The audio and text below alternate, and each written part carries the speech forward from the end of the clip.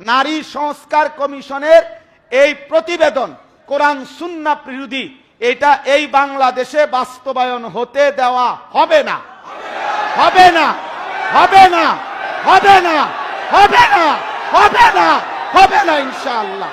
প্রয়োজনে আরেকবার যুদ্ধ হবে ইনশাআল্লাহ।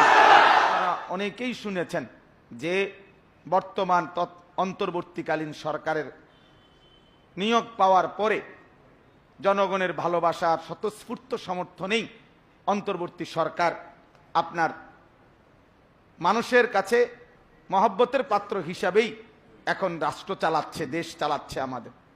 তো অন্তর্বর্তী সরকার আপনার বিভিন্ন বিষয়ের সংস্কারের জন্য কতগুলো কমিশন করেছে। এই 11টি সংস্কার কমিশনের মধ্যে একটা হলো নারী সংস্কার কমিশন। নারী সংস্কার কমিশন আপনার গত 19 এপ্রিল আপনার বর্তমান অন্তর্বর্তী সরকারের সম্মানিত প্রধান উপদেষ্টা জনাব ডক্টর মোহাম্মদ ইউনূস সাহেবের কাছে তাদের প্রতিবেদন পেশ করছে। 433টা সুপারিশ, প্রায় 318 পৃষ্ঠা ব্যাপী একটা প্রতিবেদন জমা দিছে। এই প্রতিবেদনের মধ্যে নারীর অধিকার, নারীদের বিষয়ে সংস্কার নিয়ে অনেকগুলো প্রস্তাবনা তারা পেশ করছে।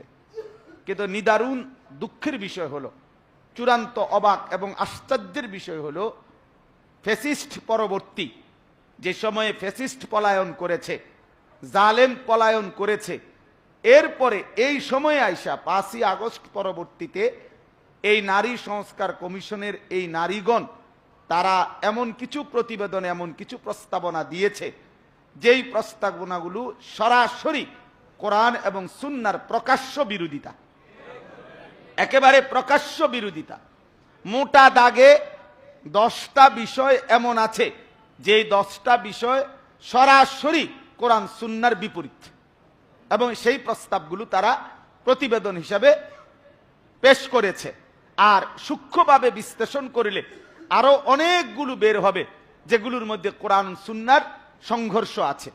এই জন্য আপনার এই নারী সংস্কার কমিশন এদের এই প্রতিবেদন এদেশের লক্ষ কোটি ওলামায়ে কেরাম, তাওহীদি মুসলিম জনতা ঘৃণা ভরে প্রত্যাখ্যান করেছে। আপনারা আশ্চর্য হবেন শুনলে যে তাদের প্রতিবেদনের মধ্যে তারা স্পষ্ট বলেছে নারীদের সম্পত্তির সমান অধিকার নিশ্চিত করতে মুসলিম ও হিন্দু উত্তরাধিকার আইন সংশোধন করা জরুরি।